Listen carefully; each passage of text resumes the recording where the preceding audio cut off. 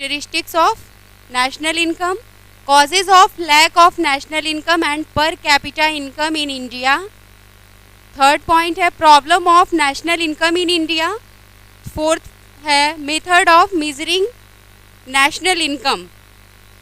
तो इन 4 पॉइंट को हम पढ़ेंगे आज की क्लास में. हम स्टार्ट करते हैं to know about characteristics of national income. Characteristics of national income को जानने से पहले हम एक चीज़ पे फोकस करें. अभी तक हम लोगों ने इनकम और नेशनल इनकम के बारे में पढ़ा था. एक और टर्म आता है पर कैपिटा इनकम, यानी प्रति व्यक्ति आय. एक टर्म आता है आपका पर कैपिटा इनकम. इसको कैपिटल भी कह सकते हैं. पर कैपिटा इनकम यानी प्रति व्यक्ति आय. राष्ट्रीय आय तो हमने निकाल लिया, लेकिन अब प्रति व्यक्ति आय आप लोग कई जगह सुनते होंगे कि भारत के प्रति व्यक्ति आय इतनी है. तो उस प्रति व्यक्ति आय को हम निकालते कैसे हैं, इसका मतलब क्या होता है. तो उस प्रति व्यक्ति आय को जानने के लिए हमको क्या करना होगा, जितना भी पॉपुलेशन है हमारे यहाँ का, जितना भी जिस देश का प्रति व्यक्ति आय निकालना है, उस देश के का जितना पॉपुलेशन है उसको डिवाइड कर देंगे. जैसे अगर हमको इस समय प्रति व्यक्ति आय निकालना है 2020 का, तो 2020 का प्रति व्यक्ति आय निकालना है. तो इसका फॉर्मूला क्या होगा, फॉर्मूला होगा आपका 2020 का 2020 की जनसंख्या 2020 की, एक सेकेंड मैं क्लियर लिख देती हूँ. यहाँ जगह नहीं है, इसकी वजह से दिक्कत है.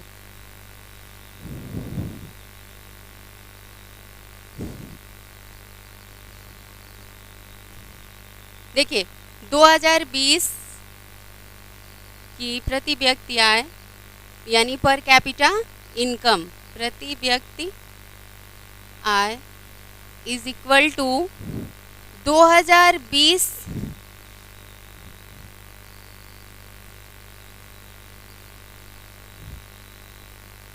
की राष्ट्रीय आय डिवाइडेड, किससे डिवाइड कर देंगे, 2020 की जनसंख्या. यानी अगर आपको अपने फैमिली में प्रति व्यक्ति आय निकालना है तो ऐसा नहीं है कि जैसे अगर आप कहते हैं कि राष्ट्रीय आय तो निकाला जा सकता है, लेकिन प्रति व्यक्ति आय हम कैसे निकाल पाएंगे, क्योंकि किसी का इनकम ज़्यादा है, किसी का इनकम कम है. बट इसको मीज़र करने का, प्रति व्यक्ति आय को मीज़र करने का एक ही तरीका है कि क्या करना, हम एवरेज निकाल लेते हैं कि जितना उस देश की जनसंख्या है उस समय जब निकालना होता है प्रति व्यक्ति आय, जिस साल प्रति व्यक्ति आय निकालना होता है उस साल की जो राष्ट्रीय आय है उसको बटे कर देते हैं किससे, 2020 की जनसंख्या से. तो हमको क्या प्राप्त हो जाता है, प्रति व्यक्ति आय यानी पर कैपिटा इनकम. तो ये कंफर्म हुआ आपको, क्योंकि बार बार पर कैपिटा इनकम आगे आने वाला है, तो आप लोगों को इसलिए समझना ज़रूरी था. अब हम स्टार्ट करते हैं हमारा पहला टॉपिक. हमारा पहला टॉपिक है characteristics of Indian national income. भारतीय राष्ट्रीय आय की विशेषताएं. भारतीय राष्ट्रीय आय की विशेषताएं. पहली विशेषता इसमें, जैसे भारतीय राष्ट्रीय आय की विशेषता, नेशनल इनकम के बारे में आप लोग जान गए, तो हम देखेंगे कि जो जब इंडिपेंडेंस के बाद भारत में जो नेशनल इनकम था या पर कैपिटा इनकम था, उसमें बहुत सारा परिवर्तन हुआ. जो भी नेशनल इनकम था और पर कैपिटा इनकम था उसमें बहुत सारा परिवर्तन हुआ. उसकी संरचना में परिवर्तन हुआ, उसके आय में परिवर्तन हुआ, इनकम में परिवर्तन हुआ, क्षेत्रीय योगदान में परिवर्तन हुआ. मतलब कि एग्रीकल्चरल से, इंडस्ट्रियल से कितना योगदान मिला नेशनल इनकम को. तो ये सारी चीज़ें नेशनल इनकम की विशेषताओं में हम पढ़ेंगे. पहला हमारा विशेषता है increase in national and per capita, increase in national income and per capita income. यानी राष्ट्रीय एवं प्रति व्यक्ति आय में वृद्धि, राष्ट्रीय एवं प्रति व्यक्ति आय में वृद्धि। देखिए 2014 का अगर हम रिकॉर्ड देखें, 2014-15 के रिकॉर्ड के अनुसार, और अगर हम उठा के देखते हैं स्वतंत्रता प्राप्ति के समय का, यानी 1950 और 51 का रिकॉर्ड, तो पर कैपिटा इनकम में बहुत ही अधिक वृद्धि हुई है। नेशनल इनकम में भी वृद्धि हुई है, इसी वजह से पर कैपिटा इनकम में वृद्धि हुई है। वो वृद्धि का अगर हमको पता करना हो तो उस वृद्धि को यहाँ आप लिख सकते हैं। जैसे आप एग्ज़ाम में अगर एग्जैक्ट जो मेज़र है उसको लिखते हैं तो आपको नंबर अधिक मिलता है। तो आप लिख सकते हैं कि 1950-51 में राष्ट्रीय आय कितनी थी? राष्ट्रीय आय थी 10,360 करोड़। 1950 और 51 में जो राष्ट्रीय आय थी वो कितनी थी? 1950-51 में जो राष्ट्रीय आय थी वो थी 10,360 करोड़। और जो 2014 में, 2014 और 15 में ये बढ़ कितनी हो गई?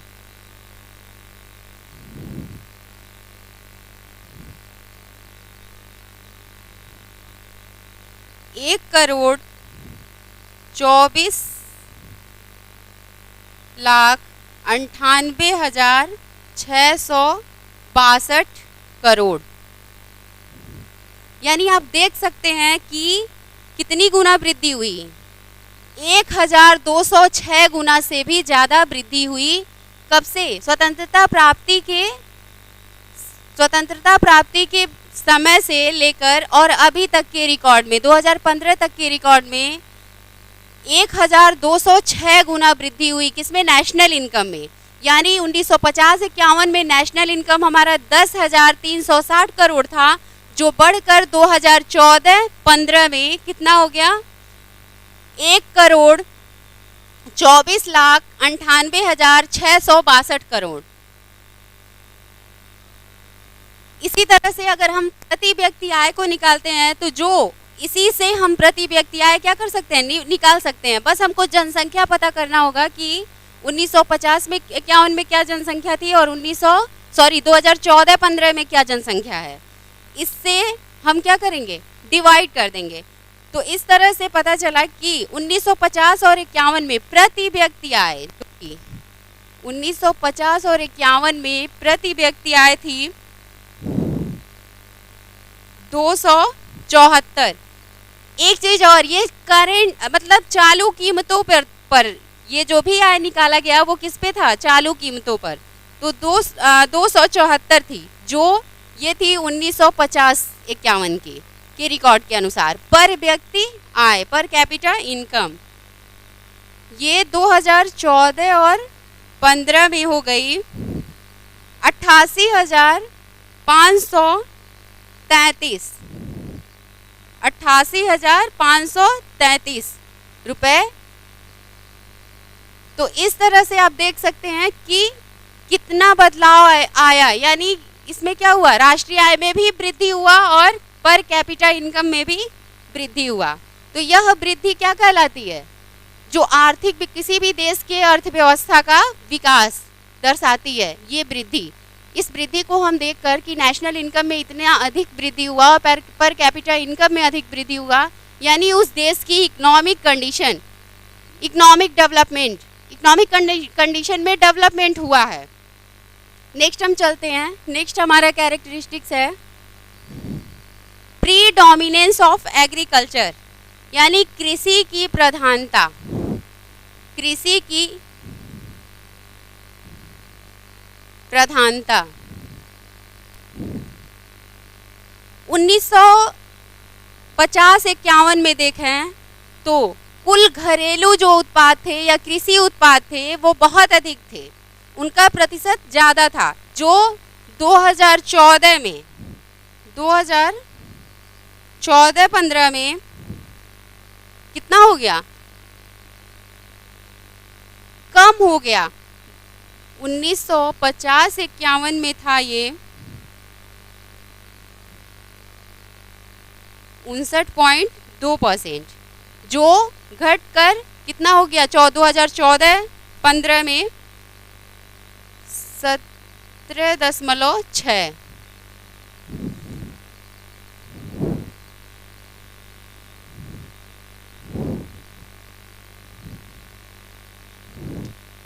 दो 2014-15 में 17.6। तो इस तरह से हम देख सकते हैं कि जो एग्रीकल्चरल की प्रधानता थी हमारे देश में, इंडिपेंडेंस के समय एग्रीकल्चरल क्षेत्र में, एग्रीकल्चरल एरिया में प्रधानता थी, यानी कृषि से बहुत ज़्यादा हमको क्या होता था, इनकम प्राप्त होता था। तो वो क्या हो गया, 1950 में 59 था, यानी 60 के लगभग था, जो 17 हो गया। तो इस तरह से क्या हुआ, कमी हुआ, कृषि क्षेत्र की प्रधानता में कमी हुई। नेक्स्ट है हमारा third, contribution of public sector in national income, यानी राष्ट्रीय आय में सार्वजनिक क्षेत्र का योगदान। राष्ट्रीय आय में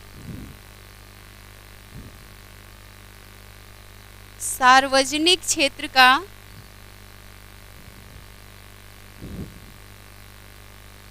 योगदान। क्या योगदान था सार्वजनिक क्षेत्र का, यानी गवर्नमेंट सेक्टर का। इसमें विकास हुआ, क्योंकि इंडिपेंडेंस के पहले किसी और का राज्य था, तो वो अपने हिसाब से देश को चलाते थे। लेकिन जैसे ही देश आज़ाद हुआ तो उसमें बहुत सारे सुधार हुए, और इसमें क्या हुआ, इसमें इनकम में वृद्धि हुई। 1950-51 की तुलना करें हम, तो 2014-15 में पब्लिक सेक्टर में क्या हुआ, वृद्धि हुआ। नेक्स्ट हम चलते हैं इसके कैरेक्टरिस्टिक्स पे। चौथा है unequal distribution of national income, राष्ट्रीय आय का असमान वितरण। राष्ट्रीय आय का असमान वितरण।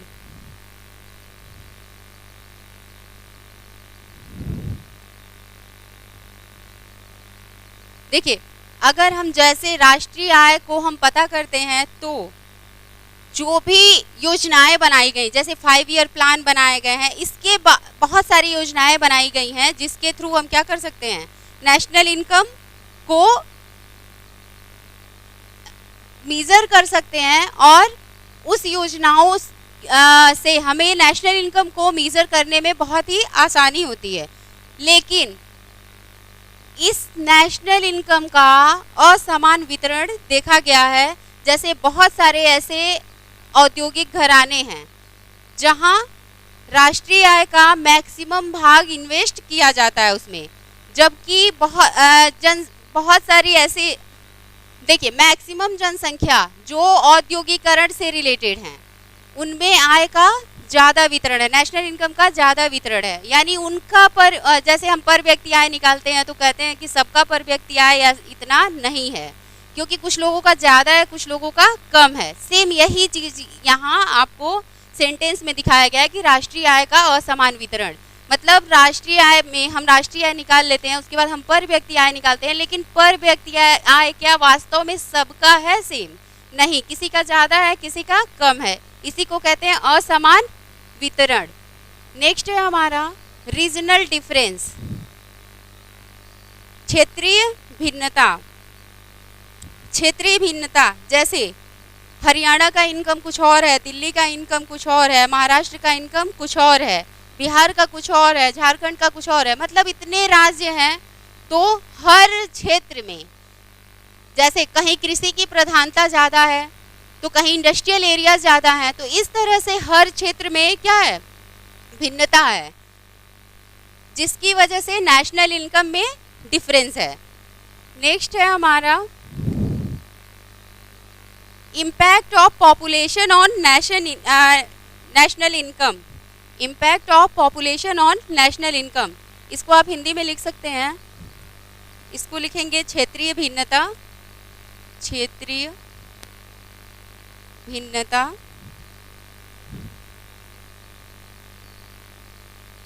नेक्स्ट लास्ट हमको देखना है राष्ट्रीय आय पर जनसंख्या का प्रभाव, जनसंख्या का प्रभाव, राष्ट्रीय आय पर जनसंख्या का प्रभाव, यानी impact of population on national income. Bharat में जनसंख्या वृद्धि दर जो पिछले 64 सालों में लगभग 2%, सिर्फ 2% प्रतिवर्ष बढ़ती है। जो जनसंख्या वृद्धि दर है पिछले 64 सालों में अगर औसत हम निकालें तो 2% क्या होती है, बढ़ती है। तो अगर हम इसके विपरीत अगर राष्ट्रीय आय को चेक करें तो राष्ट्रीय आय कितना बढ़ता है, 7.4% प्रतिवर्ष बढ़ता है। तो इस प्रकार जो बढ़ा हुआ जो राष्ट्रीय आय है वो प्रभावित होता है किसके द्वारा, जनसंख्या द्वारा। यानी जनसंख्या बढ़ रही है तो राष्ट्रीय आय बढ़ने के, अगर जनसंख्या नहीं बढ़ती तो राष्ट्रीय आय हमारा ज़्यादा, पर व्यक्ति आय ज़्यादा हो जाता क्योंकि राष्ट्रीय आय बढ़ रहा है। लेकिन इसी के सापेक्ष जनसंख्या भी क्या हो रही है, बढ़ती जा रही है, जिससे हमारा राष्ट्रीय आय बहुत ज़्यादा, पर व्यक्ति आय नहीं बढ़ पा रहा है। राष्ट्रीय आय बढ़ रहा है लेकिन जनसंख्या बहुत अधिक बढ़ रही है, जिससे पर व्यक्ति आय में कमी ही रह रही है, वो नहीं बढ़ रही है। क्लियर हुआ आप लोगों को? एक बार और मैं बता देती हूँ कि राष्ट्रीय आय तो बढ़ रहा है लेकिन जनसंख्या भी बढ़ रही है, जिससे राष्ट्रीय आय प्रभावित हो रहा है। इससे इसका बढ़ना दिखाई नहीं दे रहा है कि ये बढ़ रहा है। ये रहा आपका कैरेक्टरिस्टिक्स ऑफ नेशनल इनकम, यानी राष्ट्रीय आय की विशेषताएं। नेक्स्ट हमारा पॉइंट है, इसमें आप लोगों को कोई डाउट हो तो आप लोग कमेंट में पूछ सकते हैं या रेज हैंड कर लीजिए। कोई टॉपिक नहीं समझ में आया तो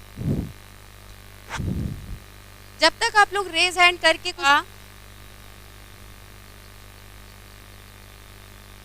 प्रीडोमिनेंस ऑफ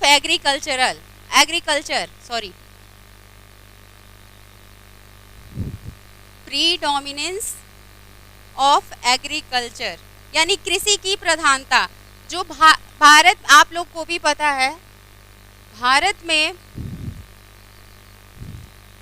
जो कुल घरेलू उत्पाद या कृषि क्षेत्र से जो प्राप्त होते हैं आय, वो बहुत ज़्यादा हैं। मतलब भारत एक कृषि प्रधान देश है। यहाँ खेती करके बहुत ही ज़्यादा इनकम प्राप्त किया जाता है। तो जो कुल आय है उसमें कृषि क्षेत्र से जो प्राप्त होता है आय, उसका प्रतिशत जो है वो धीरे धीरे क्या हो रहा है, कम होता जा रहा है। जो पहले कृषि क्षेत्र की प्रधानता थी 1950-51 में, कृषि क्षेत्र की क्या थी, प्रधानता थी। उस समय कृषि उत्पाद से हमको कितना प्रतिशत लाभ मिलता था, कितना प्रतिशत इनकम होता था, लगभग 59.2%। 1950-51 के रिकॉर्ड के अनुसार 59.2% हमको क्या होता था, कृषि विभाग से हमको इनकम होता था। बट 2014 के रिकॉर्ड के अनुसार, 2014-15 के रिकॉर्ड के अनुसार ये प्रतिशत घटकर, यानी कृषि क्षेत्र में विकास नहीं हुआ। कृषि क्षेत्र में क्या हुआ, पहले कृषि क्षेत्र की प्रधानता थी लेकिन कृषि क्षेत्र में विकास नहीं हुआ और वो घटकर जो प्राप्त आय है वो घटकर कितना होने लगा, कितना हो गया 17.6%, यानी 17.6%। यानी एग्रीकल्चरल क्षेत्र में विकास नहीं हुआ। अब क्लियर हुआ? क्लियर हुआ ममता? पढ़ना है, भारत में राष्ट्रीय आय एवं प्रति व्यक्ति आय कम होने के कारण। राष्ट्रीय आय यानी नेशनल इनकम और पर कैपिटा इनकम कम होने के कारण, कम होने के कारण, यानी हम भारत में राष्ट्रीय आय कम है या राष्ट्रीय आय कम है तभी पर कैपिटा इनकम कम है। पर कैपिटा इनकम कम है इसलिए अगर अब राष्ट्रीय इनकम भी बढ़ता है और उससे ज़्यादा जनसंख्या बढ़ता है तो राष्ट्रीय इनकम बढ़ने का कोई फ़ायदा नहीं है। ये तो आप लोग पहले पढ़ चुके हैं। तो इसमें कहीं ना कहीं पॉपुलेशन भी एक कॉजेज है जो क्या करता है, पॉपुलेशन भी एक कॉज है जो क्या करता है, नेशनल इनकम को कम करता है। चलिए देखते हैं क्या क्या कॉजेज हैं। सिर्फ पॉपुलेशन ही नहीं, बहुत सारे कारण हैं जो क्या करते हैं, नेशनल इनकम को कम करते हैं। देखिए पहला हम देखेंगे बैकवर्ड स्टेट ऑफ एग्रीकल्चर। देखिए वही आपका पॉइंट आ गया कि कृषि क्षेत्र में पहले प्रधानता थी और अब क्या हो गया, कृषि क्षेत्र में पीछे हो गया। सभी जो राज्य हैं वो कृषि क्षेत्र में पिछड़ गए, जिससे क्या होने लगा, राष्ट्रीय आय यानी नेशनल इनकम कम होने लगा। नेक्स्ट है हमारा लैक ऑफ कैपिटल यानी पूंजी की कमी, पूंजी की कमी। देखिए आपके पास, आप बहुत बड़ा एक एग्जाम्पल से आप समझ सकते हैं कि पूंजी की कमी से कैसे नेशनल इनकम कम होता है। क्योंकि अगर आपके पास सिर्फ 10,000 है कोई बिजनेस करने के लिए, तो आप 10,000 से कितना इनकम प्राप्त कर लेंगी, 10,000 से 20,000 प्राप्त कर लेंगी, उससे ज़्यादा तो नहीं कर पाएंगी। 10,000 से बहुत कर लेंगी, बहुत कोशिश करेंगी तो 50,000 पा लेंगी, लेकिन उससे ज़्यादा नहीं कर पाएंगी। तो ज़्यादा पूंजी प्राप्त करने के लिए, ज़्यादा इनकम प्राप्त करने के लिए ज़्यादा पूंजी की आवश्यकता होगी। जहाँ ज़्यादा पूंजी इन्वेस्ट करेंगे तो आपको ज़्यादा इनकम होने की संभावना रहेगी। कम पूंजी इन्वेस्ट करेंगे तो कम इनकम होने की, रिवेन्यू आपको कम मिलेगा। तो इसलिए लैक ऑफ कैपिटल, भारत में लैक ऑफ कैपिटल में यानी पूंजी की कमी है, इस वजह से नेशनल इनकम क्या है, कम है। नेक्स्ट है हमारा स्लो ग्रोथ ऑफ इंडस्ट्रियलाइजेशन। जो इंडस्ट्रियलाइजेशन यानी औद्योगिकरण में क्या है, औद्योगिकरण में की धीमी गति है, औद्योगिकरण की धीमी गति।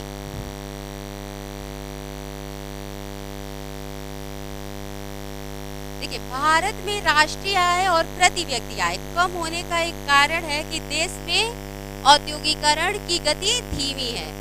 जो देश में बुनियादी उद्योग हैं, वो भी बुनियादी उद्योग का मतलब जो बहुत पहले थे उद्योग यहाँ इस्टेब्लिश थे वो, और उपभोक्ता उद्योग, कंज्यूमर जो इंडस्ट्रीज हैं वो भी, उनकी भी कमी है, जिससे राष्ट्रीय आय कम होता है। जितना ज़्यादा औद्योगिकरण होगा उतना ज़्यादा आय होगा, उतना ज़्यादा इनकम होगा। तो इस तरह से ये भी एक क्या है, कॉज है किसका, lack of national income and per capita income. Next है हमारा पॉपुलेशन ग्रोथ। देखिए पॉपुलेशन ग्रोथ यानी अगर आपका राष्ट्रीय आय बढ़ता भी है तो पॉपुलेशन उसको क्या कर लेता है, कैच कर लेता है। यानी आपका पर कैपिटा इनकम कभी नहीं बढ़ेगा अगर, जैसे कि मैंने एग्जांपल दिया था कि आपका एग्जांपल, यहाँ मैंने एग्जांपल आपको एक दिया था, देखिए यहाँ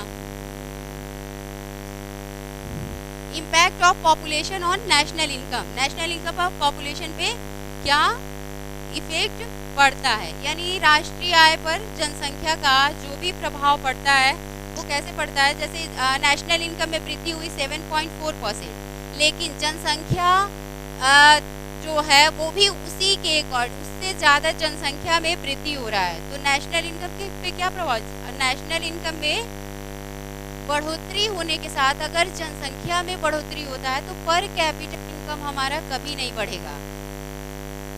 क्लियर हुआ। नेक्स्ट है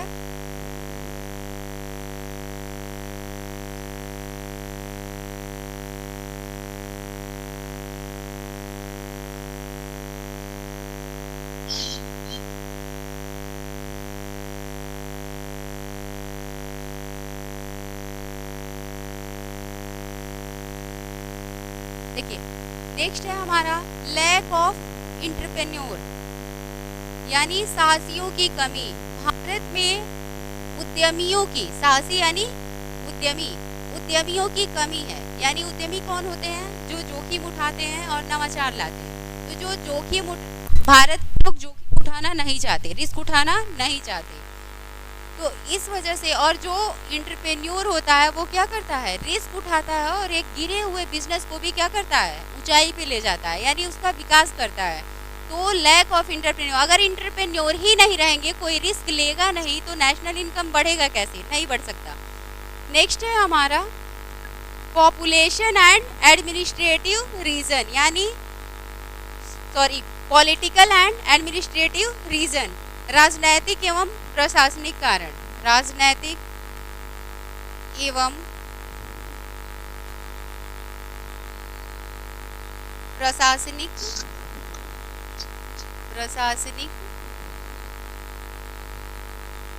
कारण, राजनैतिक एवं प्रशासनिक कारण। इसकी वजह से कैसे नेशनल इनकम में कमी होती है? जैसे देखिए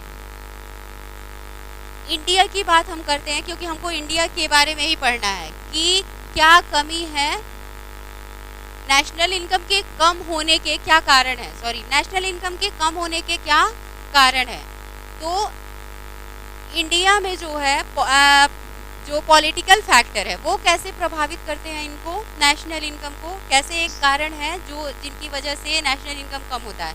क्योंकि केंद्र में अगर कोई और गवर्नमेंट है और स्टेट में कोई और गवर्नमेंट है, तो इस तरह से अगर सेंट्रल गवर्नमेंट और स्टेट गवर्नमेंट में दोनों में डिफरेंस है, वहाँ सेंट्रल गवर्नमेंट किसी और पार्टी का है और स्टेट गवर्नमेंट किसी और पार्टी का है, तो ये बहुत बड़ा रीज़न है कि जो सेंट्रल गवर्नमेंट है वो ज़्यादा ध्यान नहीं देगा किस पे?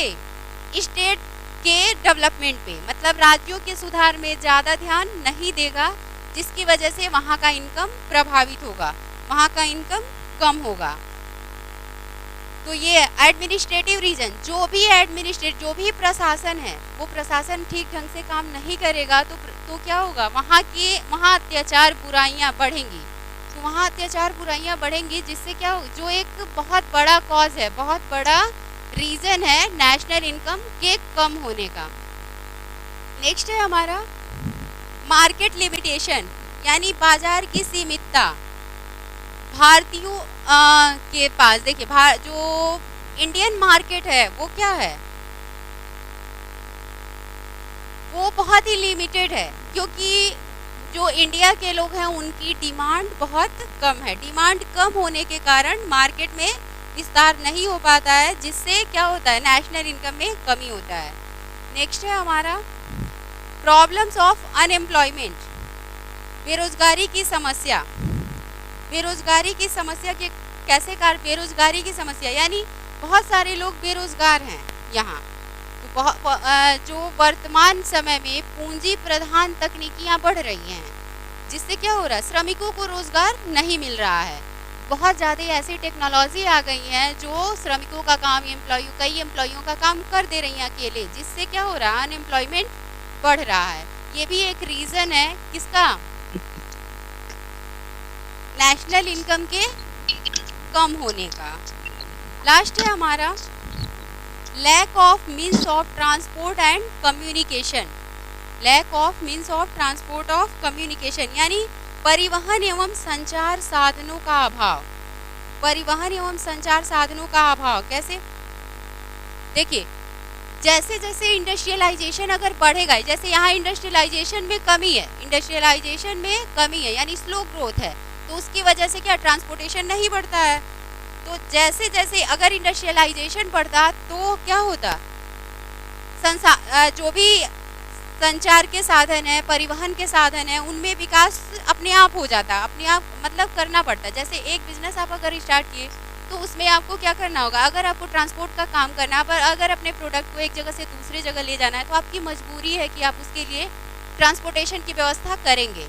तो इस तरह से स्लो ग्रोथ ऑफ इंडस्ट्रियलाइजेशन है, जिसकी वजह से क्या है? Lack of means of transport and communication.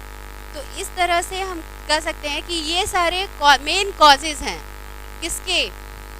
Lack of national income and per capita income, जिनकी वजह से नेशनल इनकम और पर कैपिटा इनकम में कमी आती है इंडिया में। तो इसमें कोई डाउट है? डाउट क्लियर करते चलेंगे तो आप लोगों को समझने में आसानी होगी। तो एक बार बताइए, किसी भी पॉइंट में डाउट हो तो बताइए।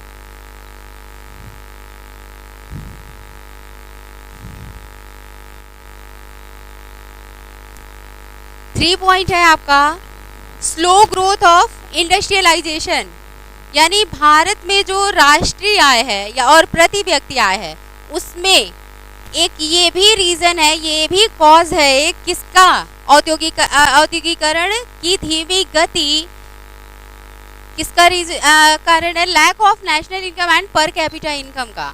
मतलब राष्ट्रीय आय और प्रति व्यक्ति आय के कम होने का कारण है स्लो ग्रोथ ऑफ इंडस्ट्रियलाइजेशन, देश में औद्योगिकरण की धीमी गति का होना। किसी भी देश में औद्योगिकरण की गति अगर धीमी है तो देश में बहुत सारे ऐसे उद्योग हैं जो बुनियादी हैं, बहुत समय से चले आ रहे हैं, बहुत ही पुराने उद्योग हैं, उनमें तो कमी है क्योंकि पहले बहुत ज़्यादा इंडस्ट्रियाँ नहीं थी। अगर उनका विकास नहीं किया गया तो क्या होगा, नेशनल इनकम नहीं बढ़ेगा, तो नेशनल इनकम नहीं बढ़ेगा तो पर कैपिटा इनकम नहीं बढ़ेगा। तो इस तरह से ये बहुत बड़ा रीज़न है। इंडस्ट्रियलाइजेशन जितना अधिक होगा एम्प्लॉयमेंट उतना अधिक मिलेगा, एम्प्लॉयमेंट मिलेगा तो प्रति व्यक्ति आय बढ़ेगा। तो इस तरह से हम कह सकते हैं कि ये एक क्या है, कॉज है किसका, नेशनल इनकम और पर कैपिटा इनकम के कम होने का। लास्ट पॉइंट ममता आपको समझ में नहीं आया, लास्ट पॉइंट है lack of means of transport and communication, यानी परिवहन एवं संचार साधनों का अभाव। कैसे, देखिए आर्थिक जो क्रियाएं हैं, जो भी आर्थिक क्रियाएं हैं उनको अगर बढ़ाना है, जो भी इकोनॉमिक एक्टिविटीज हैं उनको बढ़ाना है तो प्रोडक्शन करना, और प्रोडक्शन के साथ साथ उन प्रोडक्शन का मार्केटिंग करना बहुत ही ज़रूरी है। तो मार्केटिंग के लिए किसकी ज़रूरत पड़ेगी, ट्रांसपोर्टेशन की और कम्युनिकेशन की। जब तक आप अपने प्रोडक्ट के बारे में कम्युनिकेट नहीं करेंगे लोगों से, यानी एडवर्टाइजमेंट नहीं देंगे, अच्छा एडवर्टाइजमेंट नहीं देंगे, तब तक क्या होगा, लोग आपके प्रोडक्ट के बारे में नहीं जानेंगे। कम्युनिकेशन ही आपका क्वेश्चन था कि कम्युनिकेशन नहीं पता, तो देखिए जब तक एडवर्टाइजमेंट नहीं देंगे तब तक लोग आपके प्रोडक्ट के बारे में नहीं जानेंगे, और नहीं जानेंगे तो आपका प्रोडक्ट ज़्यादा सेल नहीं होगा, जिससे आपको इनकम नहीं प्राप्त होगा, यानी आपकी इंडस्ट्री को घाटा हो रहा है। तो आपकी इंडस्ट्री लॉस में जाएगी तो क्या होगा, यानी एक इंडस्ट्री लॉस में जा रही है तो उस देश के नेशनल इनकम पे प्रभाव पड़ रहा है, उस देश का नेशनल इनकम कम हो रहा है। तो इस तरह से ये एक कॉज है किसका, नेशनल इनकम के कम होने का। और अगर आपके पास ट्रांसपोर्टेशन की सुविधा नहीं है, प्रोडक्शन कर रहे हैं लेकिन ट्रांसपोर्टेशन की सुविधा नहीं है, तो भी ये क्या है, एक रीज़न है lack of national income and per capita income का। क्लियर हुआ? नेक्स्ट हम आगे पढ़ेंगे अगले क्लास में। Thank you.